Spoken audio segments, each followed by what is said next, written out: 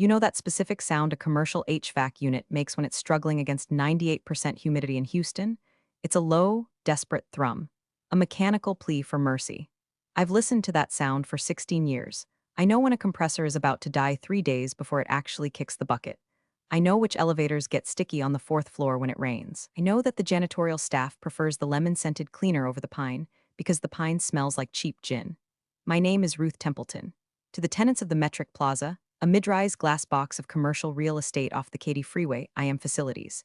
I am the woman in the beige blazer who nods when the toilet overflows or when the parking garage gate gets stuck.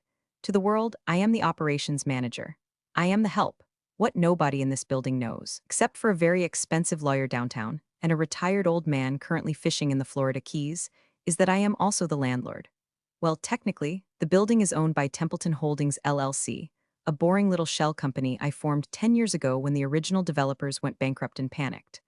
I bought the debt, I bought the deed, and I kept my job. Why? Because I like control. Because it is fascinating to watch how people treat you when they think you earn 40 grand a year versus how they'd treat you if they knew you could evict them with a signature. Which brings me to Monday morning. The heat was already radiating off the asphalt at 7:30 a.m. I was in the lobby, checking the scuff marks on the terrazzo, when the doors slid open and a cloud of aggressive cologne assaulted my sinuses. Enter Colton Metrics. Colton is 32 years old, wears suits that are too tight in the ankles and too loose in the shoulders, and possesses the unearned confidence of a man who has never had to pay for his own car insurance. He is the son of Harlan Metrics, the founder of Harlan Metrics Logistics, which occupies the top 3 floors of my building. Harlan is a good man. Harlan is tired. Harlan decided to retire last Friday. Colton walked in like he was storming the beaches of Normandy. If Normandy had a valet service. He was flanked by 2 nervous-looking assistants carrying iPads like religious texts. Ruth, he barked, not breaking stride. He snapped his fingers at me, actually snapped them. The sound echoed in the empty lobby. Conference room. 10 minutes, all staff. Good morning, Colton, I said, keeping my voice level. We usually schedule all-hands meetings with at least 24 hours notice to ensure coverage at the front desk. He stopped and spun around on his heel. The rubber soles squeaked. It's not Colton anymore, Ruth, it's Mr. Metrics, and I don't care about coverage. I care about vision. 10 minutes. He marched toward the elevators, pressing the button 4 times as if that would summon the car faster. I watched him go, taking a slow sip of my black coffee. Look, before I get into the carnage that followed, my niece told me I should post this here because apparently, you people enjoy watching entitled Rich Kids Hit Reality like a bug on a windshield. So, if you want to see a trust fund baby get legally dismantled, maybe hit subscribe or whatever it is you do. It motivates me to type this out instead of just drinking wine and laughing at the security footage. I went to the conference room. I sat in the back, near the thermostat, because I control the temperature, and I like to keep it at a crisp 68 degrees during meetings to keep people awake. Colton stood at the head of the table, sweating slightly. My father built this company, Colton announced, looking at the 20 senior staff members gathered around the mahogany table. But he was old school, analog. We are moving to digital. We are pivoting. We are disrupting. He used a lot of words that meant absolutely nothing. Synergy, paradigm, granularity. I saw the VP of sales, a woman named Linda who has been moving freight since before Colton was born, rolling her eyes so hard I thought she'd detach a retina. Changes are coming, Colton said, his eyes scanning the room until they landed on me, starting with the building itself. This place feels stagnant. I want to knock down the walls on the 12th floor. Open concept. Glass everywhere. I want energy. I cleared my throat, Mr. Metrics. Structural changes to the 12th floor require a permit from the city and approval from the building owner. Colton laughed. It was a wet, condescending sound. Ruth, don't worry about the paperwork. My father paid the lease here for 20 years. For all intents and purposes, we own this place. I'll handle the landlord. You just call the contractors. The landlord is very particular about load-bearing walls, I said softly. Landlord is a shell company that cashes checks, Colton sneered. I'm the new sheriff in town, Ruth. You're just facilities. You fix the lights, I provide the vision. Do we understand each other? The room went silent. Everyone looked at the floor. They were embarrassed for me. They thought I was being humiliated. I looked at Colton. I looked at his sweaty forehead, his cheap watch that he thought was expensive, and his trembling hands. I understand perfectly, I said, and I did. I understood that he hadn't read the lease. If he had, he would know that the lease for Harlan Metrics Logistics expired yesterday. It ended on Sunday. It was now Monday. Technically, he was trespassing. I opened my notebook and wrote down the date and time. 8:15 a.m. Tenant asserts ownership. Tenant threatens structural damage. Good, Colton said, clapping his hands. Now, get out. I have real business to discuss with the executive team. I stood up, smoothed my skirt, and walked out of the room. As the heavy glass door closed behind me, I heard him say, God, she's such a dinosaur. We need to replace her with an app. I walked back to my office on the ground floor. It's a small office tucked behind the mailroom. It smells like paper dust and coffee. I sat down at my desk and unlocked the bottom drawer. Inside, there is a thick, leather-bound binder. I opened it to the very last page of the master commercial lease agreement for Suite 1000 to 1200. Expiration date, October 12, 2024. Renewal clause, tenant must provide written notice of intent to renew 90 days prior to expiration. Failure to provide notice constitutes a termination of tenancy. I checked the file. No letter. No email. Harlan had mentioned months ago that he wasn't sure what the future held, so he held off. Colton, in his rush to disrupt, hadn't bothered to check the foundational legal document that allowed his company to exist in physical space. I picked up my phone and dialed the number for the building's security firm. "Hey Dave," I said, "it's Ruth. We need to update the access protocols. I think we might have a security issue brewing on the top floors." I wasn't angry. I wasn't sad. I felt that calm, cool clarity of a sniper adjusting for windage. He wanted to play sheriff? Fine. But he forgot that the sheriff serves at the pleasure of the mayor.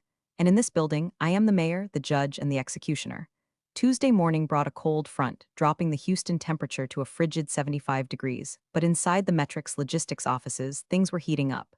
I arrived at 6:45 a.m. as I always do. My routine is sacred. Unlock the main doors. Check the lobby floral arrangement, lilies this week, deathly and elegant, and review the overnight logs. But when I got to the front desk, I found Sarah crying. Sarah has been the receptionist for Harlan Metrics for 5 years. She's a sweet girl who remembers everyone's birthday and keeps a stash of chocolate for when the driver's coming off the road. "Sarah, honey, what's wrong?" I asked, putting my bag down. She looked up, mascara running down her cheeks. "He fired me." "Ruth?" "He sent an email at 2 o'clock a.m., said he's replacing the front desk with a virtual concierge kiosk. He fired Mr. Henderson, too." Mr. Henderson was the 70-year-old logistics coordinator. The man had a map of the interstate highway system memorized better than Google Maps. "Colton fired Henderson?" I asked, my voice dropping an octave. "Yeah," said he was dead weight and didn't fit the youthful aesthetic of the new brand. I felt a sharp, metallic taste in my mouth. That was rage. Harlan Metrics treated his people like family. Colton treated them like furniture he wanted to take to the dump. "Go home, Sarah," I said gently. "Take a few days. Don't sign anything yet, just wait." "He told me to clear out by noon," she sobbed. "Go home," I repeated. "I'll handle it." I took the elevator up to the 12th floor. The doors opened and chaos greeted me. Movers were already there. Shady-looking guys in unmarked t-shirts, dragging desks across the carpet. They were piling ergonomic chairs into a heap near the fire exit. Colton was standing in the middle of the room, holding a Starbucks cup and pointing at a load-bearing column. "I want that gone," he was saying to a guy in dirty overalls. "It blocks the flow of Kai." "Colton," I said, stepping over a discarded monitor. He turned, annoyed. "Mr. Metrics, and what are you doing here?" "I didn't call for a toilet plunger." "You can't remove that column. It holds up the roof," I said flatly. "And you can't fire Sarah via email. Texas isn't at will state, but you have severance contracts." He laughed. "I can do whatever I want. I'm the CEO, and speaking of firing," he reached into his jacket pocket and pulled out a crumpled envelope. He tossed it at me. It landed on the floor between my sensible flats. "What is this?" I asked, not bending to pick it up. "Notice to vacate," he said, smirking. "I'm reorganizing the ground floor, too. I need your office for a bike storage room. You have until Friday to get your stuff out. We're outsourcing facilities management to a cloud-based service." I stared at him. The sheer, monumental stupidity was almost beautiful. It was like watching a star collapse. "You're evicting me?" I asked slowly.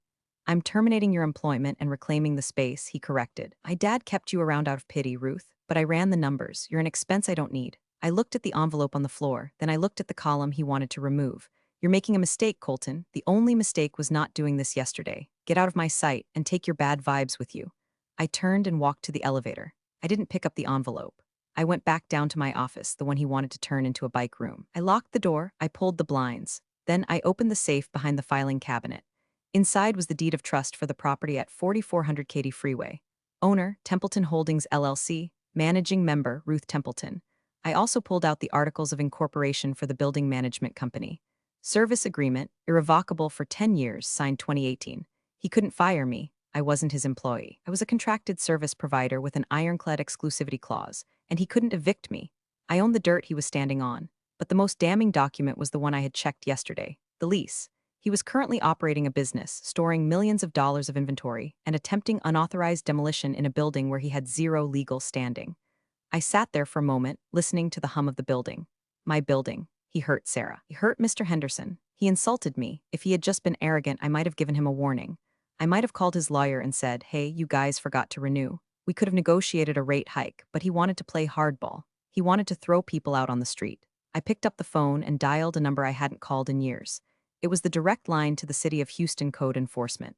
Specifically, grumpy inspector named Earl who owed me a favor from when I helped him navigate a zoning issue for his brother's auto shop.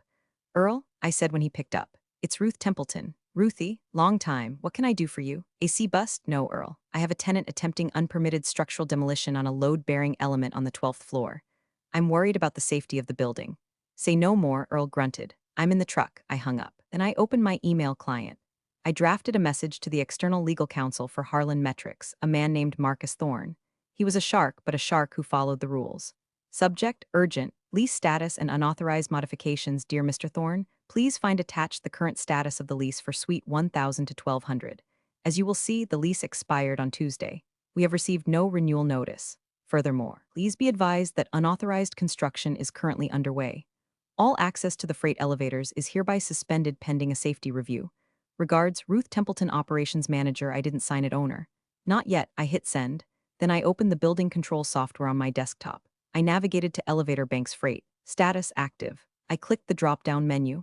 Status locked/service mode. A few seconds later, I heard a distant, muffled shout from the lobby. The movers were stuck with a load of furniture they couldn't move. The game had officially begun. There is a distinct psychology to commercial buildings. They are designed to be invisible machines that keep you comfortable, safe, and productive. When they work, you don't notice them. When they stop working, civilization collapses within about 45 minutes. By Wednesday morning, Colton Metrics was about to learn just how fragile his civilization really was. Earl, the code inspector, had arrived Tuesday afternoon and slapped a bright orange stop work order on the glass doors of the 12th floor. He'd caught the contractor's mid-sledgehammer on a structural column. The fines were already racking up, aimed squarely at the tenant. But that was just the appetizer. The main course was the environment. Houston in July is not compatible with human life. It is a swamp trying to reclaim its territory. The only thing keeping the fungi at bay is the heavy-duty chillers on the roof. I sat at my desk, sipping an iced tea, looking at the Building Management System (BMS) interface. It's a beautiful grid of numbers and graphs. I navigated to Zone 12 Executive Suite. Current set point, 68 degrees F. Actual temp, 68 degrees F. I clicked on the occupancy schedule. Usually, it's set to occupied from 6 a.m. to 8 p.m. I changed it to unoccupied/weekend mode. In weekend mode, the system prioritizes energy efficiency.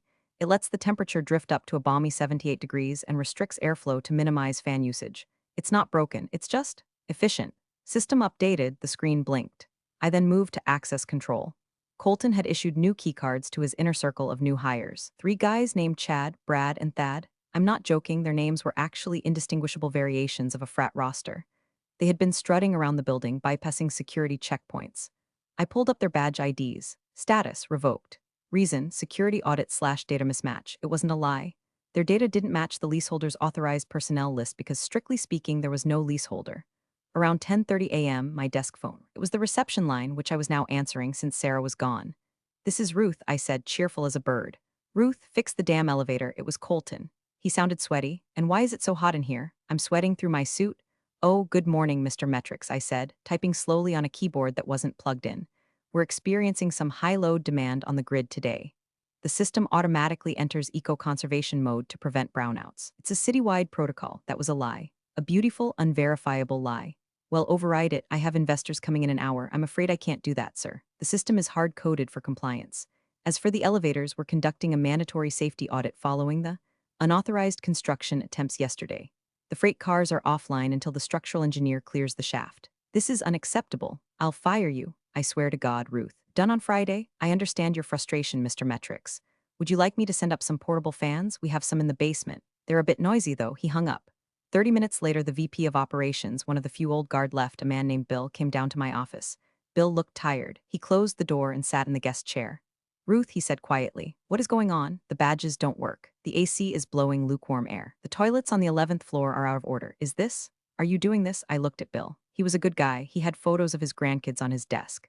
"Bill," I said, leaning forward, "do you have a personal email address?" "Yes, start forwarding your files today." He looked at me, confusion clouding his eyes, and then he saw the look on my face, the absolute lack of panic, the stillness. "He didn't renew the lease, did he?" Bill whispered. I took a sip of my tea. "I can't discuss confidential tenant matters, Bill, but I can tell you that the building takes care of its own. And right now, the building is rejecting a virus." Bill nodded slowly. He stood up. "I always liked you, Ruth." "I like you too, Bill. Take the stairs today. The elevators might get finicky." By 2 p.m., the investors arrived. I watched on the security camera. They were three serious men in gray suits. They walked into the lobby, and I buzzed them in. They got into the elevator. I let them go up. But when they stepped out onto the 12th floor, they were met with 79-degree heat, the smell of stale sweat Colton, and the sound of industrial floor fans droning like angry hornets. I zoomed in on the camera.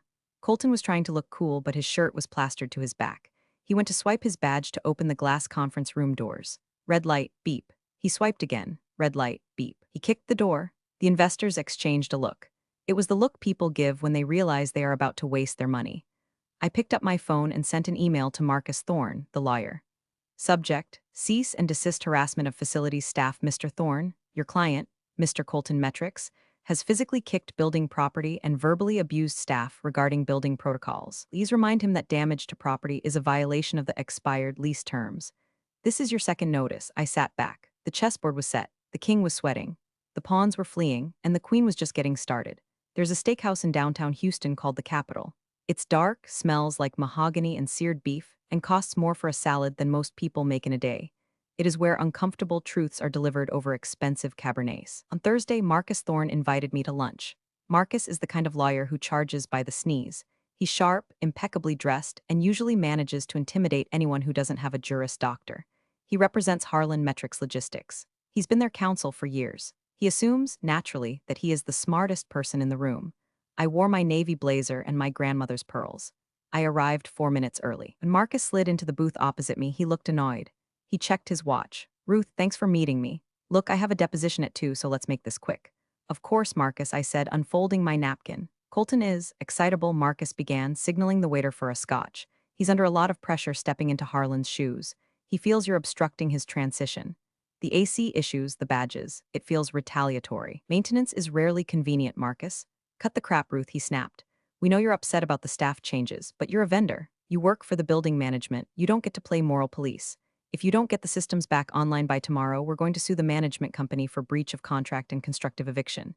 He leaned back, looking satisfied. He thought he had played the ace. I smiled. It was a small, polite smile. Marcus, did you read the email I sent you on Tuesday? I skimmed it. Something about a renewal notice. We'll draft a retroactive extension. Standard procedure. Harlan forgot, big deal. It's not just that Harlan forgot, I said, reaching into my tote bag. It's that the entity Templeton Holdings, LLC, has decided to go in a different direction with the space. I pulled out a single sheet of paper. It was a photocopy of the signature page of the lease renewal offer sent 6 months ago. Tenant signature, blank date, blank. We sent this via certified mail in January, I said softly. We sent a reminder in March. We sent a final notice in May. No response. The lease expired on Tuesday at midnight. As of right now, your client is a holdover tenant, a trespasser. Marcus waved a hand dismissively. We'll pay the holdover penalty. 150% rent. We're not moving, Ruth. You can't just kick out a $20 million company because of a clerical error. I can, I said, because the owner doesn't want your money. The owner, Marcus laughed, some faceless investment group, I'll call them. We'll offer them 10% over market. Everyone has a price. You can't call them, Marcus. Why not? I pulled out the second document. The Articles of Organization for Templeton Holdings, LLC. I slid it across the white tablecloth. Marcus picked it up. He adjusted his glasses. He read the top line. Then he read the line listing the managing member. His eyes stopped moving. He froze. The color drained from his face, leaving him a sort of sickly beige that matched the walls. You, he whispered. You own the building? I own the building, I confirmed. I bought the note from the bank in 2014 when the original developers went belly up. Harlan knew. He had a handshake deal to keep it quiet because he didn't want the board to know his operations manager was also his landlord. It amused him. Marcus looked at me with new eyes. The arrogance was gone, replaced by pure, unadulterated terror. He realized he had just threatened to sue the judge in her own courtroom. Ruth, he stammered. Ruth, look, we can fix this. Colton, he didn't know.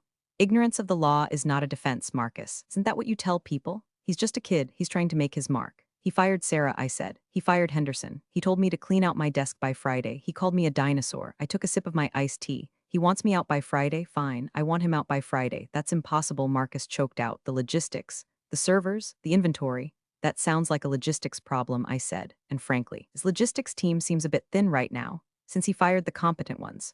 Ruth, please, Harlan will kill me. He'll kill Colton. Harlan is fishing, I said. I suggest you call him. And then I suggest you explain to your client that he doesn't own the castle. He's just a guest who overstayed his welcome. I placed a $20 bill on the table for my tea. I'm initiating formal eviction proceedings tomorrow at 9 a.m. You have until then to vacate voluntarily. If he's not out, I change the locks. All of them. I stood up. Enjoy your lunch, Marcus. I walked out of the steakhouse. The air outside was hot and heavy, but I felt light as a feather. Friday morning arrived with the inevitability of a hurricane. Marcus Thorne must not have had the courage to tell Colton the truth yet, or maybe he tried, and Colton was too busy disrupting to listen. Either way, the Boy King was still in the building, and he was getting desperate. I escalated the environment. At 8 a.m., the water pressure in the building experienced a sudden drop. The toilets on the 12th floor would now require 2, maybe 3 flushes. The break room sinks trickled like an old man with prostate issues. At 8:30 a.m., I instructed the janitorial crew to pause service for the executive suite due to safety concerns regarding the unauthorized construction zone. Trash cans were overflowing with Starbucks cups and takeout containers. The place smelled like stale coffee and entitlement. At 9 a.m., the mail carrier arrived. I met him at the dock. "Hey, Tony," I said. "Morning, Ruth. Got a mountain of stuff for metrics."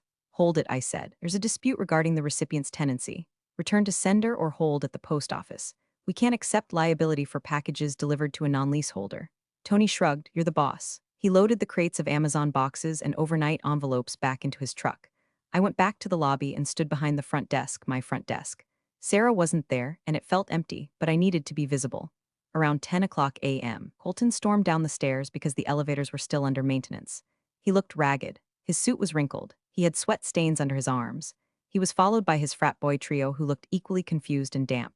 He saw me and marched straight for the desk. "You," he screamed, his voice cracked. "You sent the mail away. I got a notification. That was equipment. That was vital hardware."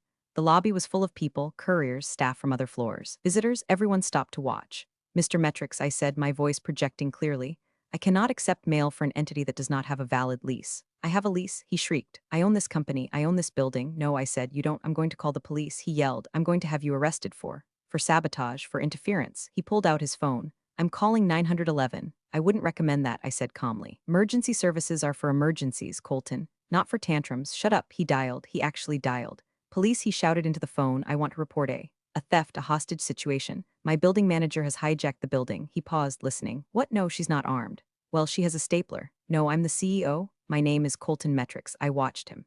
The crowd watched him. He was unraveling. "They hung up on me," he said, staring at his phone in disbelief. "Imagine that," I said. "Listen to me, you old hag," he hissed, leaning over the counter. Spittle flew from his mouth. "My lawyer is fixing this. And when he does, I am going to make sure you never work in this town again. I will bury you. I will turn this lobby into a shrine to your failure." I didn't blink. I didn't flinch. "Colton," I said, lowering my voice so only he could hear. "Look at your shoes." He looked down. "What? They're scuffed," I said. "You're standing on my terrazzo." "Your terrazzo?" He laughed, a manic, high-pitched sound. "You're delusional. Ask Marcus," I said. "Ask Marcus who signs the checks for the AC repairs. Ask Marcus who holds the deed." Just then his phone buzzed. He looked at the screen. It was Marcus. Finally, he answered on speaker. "Marcus, get down here. This woman is insane. She's blocking the mail." Marcus's voice came through the tiny speaker, tinny but clear. It sounded defeated. "Colton, shut up. Stop talking." Colton froze. "Excuse me? Get back upstairs. Do not speak to Ruth. Do not engage with her. I'm on my way. We have a catastrophic situation." "What situation?" Colton demanded, looking around at the staring crowd. "Colton," Marcus said, his voice heavy with the weight of impending doom. "We don't have a lease. She owns the building. She owns it all." The silence that followed was louder than the HVAC units on the roof. Colton looked at the phone, then he looked at me. His eyes went wide. His mouth opened, but no sound came out. I smiled. A genuine, warm Texas smile. "Would you like a visitor's badge, Mr. Metrics? You'll need one to get back upstairs. Security protocol." The realization that your enemy holds the keys to your cage is a powerful sedative. Colton didn't scream after the phone call. He didn't yell. He took the visitor's badge I slid across the counter, his hands shaking so badly he dropped it twice, and walked toward the stairs like a man marching to the gallows. But I wasn't done. A verbal victory is satisfying, but a paper victory is permanent. I went back to my office and printed 3 copies of a document I had drafted the night before, notice of termination of tenancy and demand for possession. It wasn't a request, it was a legal sledgehammer. To Harlan Metrics Logistics / Colton Metrics from Templeton Holdings LLC Re. Immediate surrender of premises due to expiration of lease and failure to renew, combined with multiple violations of building code. See attached. Citation #4402B, unauthorized structural modification, and harassment of building staff. Your status as a tenant at will is hereby terminated effective immediately. I stapled the photos Earl had taken of the smashed column. I stapled the email where Colton threatened to fire me. I stapled the log of the security audit showing his frat boys trying to access the server room at 2 a.m. At 11:30 a.m., Earl stopped by again. He walked into my office, wiping sweat from his forehead with a rag. "How's it going, Ruthie?" "Quiet upstairs," I said. "You checking on the violation?" "Yeah," went up there. Kid is sitting in his office staring at the wall. The lawyer is there too. Looks like he's trying to explain quantum physics to a toddler. "Did they fix the column?" "Nope. They put some drywall over it to hide it." I slapped him with another fine, concealing a hazard. That's a big one. Also, I noticed they're storing lithium-ion batteries next to the fire exit. Fire marshal is gonna love that. You should probably call him, I suggested innocently. Already did. He's on his way. This is the thing about commercial real estate. It's a web of regulations. If you pull one thread, like trying to renovate without a permit, the whole web comes down on you. Colton didn't just annoy a landlord, he activated the immune system of the city bureaucracy. Around 12:30 p.m., Marcus Thorne came down to my office. He looked 10 years older than he had at lunch. He closed the door and didn't sit down. "Ruth, we need to talk terms." "Term is goodbye," I said, not looking up from my spreadsheet. "Be reasonable. You can't evict a company with 50 employees in 24 hours. It's impossible. It's not an eviction, Marcus, it's a non-renewal. The lease ended Tuesday. You are trespassing. I'm being generous by not calling the sheriff right now to escort you out." "Colton is. He's in a bad way," he called Harlan, "and Harlan is flying in. He'll be here tonight." I paused. Harlan, my old mentor. The man who taught me everything about logistics and who unknowingly taught me that you always keep the real estate in a separate LLC. "Harlan can come," I said, but the answer remains the same. The building is under new management protocols, and the current tenant is incompatible with the owner's vision. "What is the vision, Ruth? What do you want?" Marcus asked, desperate. "Money? Equity? A seat on the board?" I looked at him. "I want respect," I said, "and I want my building back. And I want the damage to the 12th floor repaired by a licensed contractor, paid for by you before you leave." "We can't move by tomorrow," Marcus pleaded. "You have until 5 p.m. tomorrow, that's Saturday. I'll give you the weekend to get the trucks in. But come Monday morning, if there is a single paperclip belonging to Metrics Logistics in Suite 1200, I will consider it abandoned property and auction it off." "Ruth." I handed him the notice of termination. "Served," I said. Marcus took the paper. He looked at it, sighed, and nodded. He knew the law. He knew they were dead in the water. "I'll tell him," Marcus said. "Oh, and Marcus, yes, tell Colton that if he kicks another door, I'm adding the replacement cost to his personal liability tab. I have it all on 4K video." Marcus walked out. I turned back to my computer. I opened the BMS system. I navigated to Zone 12 Executive Suite. I bumped the temperature up to 80 degrees, let them sweat. By 2 p.m. Friday, the word had spread. I don't know who leaked it, maybe Marcus, maybe Sarah, who I had texted, or maybe the walls just started talking. But everyone knew. The king was naked and the facility's manager had stolen his clothes. The office became an anthill that had been kicked over. Staff were running out with boxes. The frat boy trio was seen loading a foosball table into the back of a pickup truck in the loading dock. I authorized the freight elevator for move-out purposes only, just to be helpful. I stood by the loading dock with a clipboard, checking off items as they left. "Careful with that server rack," I told a sweating IT guy. "Don't scratch the door frame." He looked at me with pure awe. "Yes, ma'am. Sorry, ma'am." Colton was nowhere to be seen. He was holed up in his office, presumably watching his empire dissolve. At 4 p.m., a black Lincoln Town car pulled up to the curb. The door opened and Harlan Metrics stepped out. He was 70 years old, tanned from the Florida sun, wearing a fishing shirt and linen pants. He looked like a man who had been interrupted in the middle of a very good margarita. He walked into the lobby. He saw me standing there. He stopped. He looked at the chaos, the movers, the panicked employees, the orange stop work sticker on the elevator. He shook his head and walked over to me. "Ruth," he said. His voice was gravel and whiskey. "Harlan," I nodded. "I leave for 5 days," he said. 5 days, and I come back too? Your son fired Sarah, Harlan, and Henderson, and he tried to knock down the structural column on the 12th floor. Harlan closed his eyes. He pinched the bridge of his nose. "The column, the one near the break room." He said it blocked his kai. Harlan let out a long, shuddering sigh. "And the lease expired Tuesday. No renewal sent, and you?" "I exercised my right as the owner to reclaim the property." Harlan looked at me. For a second, I thought he might yell. He was a tough businessman. He didn't like losing. But then a small, wry smile tugged at the corner of his mouth. "Templeton Holdings," he muttered. "I forgot about that. I always thought you'd sell it. It's a good asset," I said. "Steady yield. Usually, Ruth." "You're killing me here. The disruption? This will tank the quarter." "Colton tanked the quarter when he decided to treat the people who run his world like garbage," I said firmly. "I'm just the consequences." Harlan looked at the ceiling. "Where is he?" "Upstairs, probably sweating. It's 80 degrees up there." "Why is it 80 degrees? Eco mode," I said deadpan. Harlan chuckled. It was a dry, rusty sound. "All right. Let's go see the boy genius." Rode the elevator up in silence. The car smelled like fear and cardboard. When we walked onto the 12th floor, it was a ghost town. Desks were cleared. Wires dangled from the ceiling. The drywall patch over the damaged column looked like a scar. Colton was in the glass-walled conference room with Marcus. When he saw his father, he jumped up like he'd been electrocuted. "Dad, thank God, you have to stop her. She's insane. She sabotaged the building. She locked us out. Harlan walked into the room. He didn't look at Colton. He looked at the view of the Houston skyline. Colton, Harlan said softly. She's lying about the lease. Marcus said we can sue, we can. Shut up, Harlan said. It wasn't a shout, it was a command. Colton's mouth snapped shut. Did you fire Sarah? Harlan asked. She was redundant. I was streamlining. Did you try to knock down a load-bearing wall? It was an open concept. Harlan turned to face his son. The disappointment in his eyes was heavier than the humidity outside. You didn't read the lease, did you? That's what we pay lawyers for. Colton pointed at Marcus. Marcus held up his hands. I sent him the renewal packet in January and March. He told me to stop bothering him with admin trivia. Harlan looked at Ruth. He looked at me standing in the doorway, arms crossed, wearing my beige blazer. She owns the building, Colton, Harlan said. She has always owned the building, and you just tried to evict the landlord. Colton looked at me. He looked at his dad. The reality finally, truly sank in, but she's just facilities, he whispered. She's the reason this company ran for 20 years, Harlan said, and now she's the reason we're moving.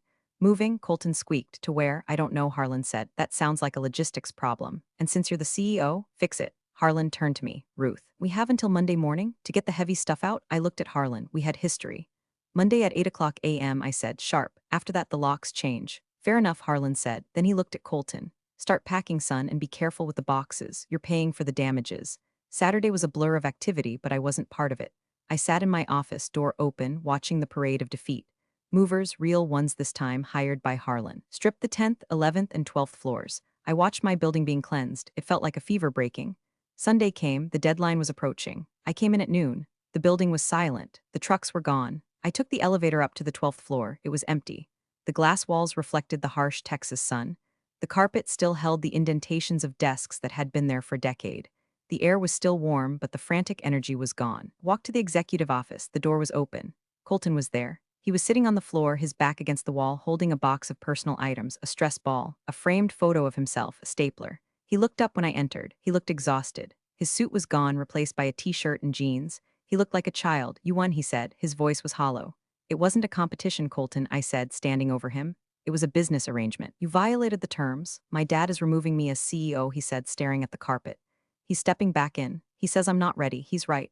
I just wanted to make it better, he muttered. I wanted to make it modern. You broke it, I said. You don't modernize a machine by smashing the gears. You oil them, you respect them. He looked at me with genuine curiosity. How did you do it? How did you afford this place? I saved, I said. I invested. And I didn't spend my money on cars I couldn't drive or suits that didn't fit. And I treated people with respect, so when I needed a favor from a code inspector or a lawyer or a janitor, they gave it to me. He stood up. He picked up his box. I'm sorry, he said. It sounded forced, but it was there. About Sarah, about everything. Sarah has already been hired by the building management company, I said. She starts Monday as my assistant, with a raise. He blinked. Oh, give me the keys, Colton. He reached into his pocket and pulled out the master key ring. The one that gave access to the executive suite, the server room, everything. He handed them to me. The metal was warm from his hand. I closed my fist around them. They felt heavy. They felt like victory. The freight elevator is waiting, I said. He walked out. He looked small in the empty hallway. I watched him go. I heard the elevator ding. I heard the doors slide shut. I was alone. I walked over to the window. I looked out at the Katy freeway, the river of cars flowing endlessly. I pulled out my phone and called the BMS system. Zone 12, mode occupied, set point 72 degrees F. I heard the hum of the air conditioning kick in. The vents sighed with relief. The cool air began to flow. I walked over to the spot where he had tried to remove the column. The drywall patch was ugly, but the column underneath was steel. Wasn't going anywhere. Neither was I. On Monday morning, the lobby was quiet. The frantic energy of the Metrics logistics staff was gone. The unauthorized frat boys were gone. The smell of desperation was gone, replaced by the scent of fresh lilies, white ones today for peace. Sarah was at the front desk. She looked radiant. She had a new nameplate, Sarah Jenkins, Assistant Operations Manager. Good morning, Miss Templeton, she beamed. Good morning, Sarah, I smiled. How's the new system? It's wonderful and quiet. I went into my office, which was definitely not a bike room, and made a pot of coffee. Around 9 a.m., my phone rang. Ruth, it was Harlan. Morning, Harlan. How's the move? Where do we work downtown? He grumbled. It's terrible. The coffee tastes like battery acid and everyone is wearing headphones, but we're operational. Good to hear. Listen, Ruth, he paused. I want to say thank you for evicting you. For teaching him, I tried to tell him, I tried to show him, but he needed to hit a wall. You were the wall. He'll learn, I said, eventually. Maybe, Harlan sighed. And Ruth, about the building. Yes, I knew you bought the note in 2014. The bank called me for a reference. I told them you were the only person in Texas I'd trust with the keys. I felt a lump in my throat. I hadn't known that. Why didn't you tell me? Because you didn't need my permission. Harlan said you earned it, just like you earned this victory. Enjoy the quiet, Ruth. I will, Harlan. I hung up. I took my coffee and walked out to the lobby. I stood in the center of the terrazzo floor. I looked up at the atrium, at the glass and steel rising around me. It wasn't just a building. It was a machine. It was a fortress. And I was the keeper. I saw a scuff mark on the floor where Colton had dragged his heels. I pulled a rag out of my pocket. I bent down and rubbed it. It came right off. The building was clean. The building was mine. I took a sip of coffee. Black, no sugar, perfect. Real power doesn't announce itself. Ruth didn't need to shout to show who truly held the deed to that building. It's a powerful reminder that competence and quiet strategy always trump bluster and entitlement. Appreciate you all for sticking through this one. See you in the next story.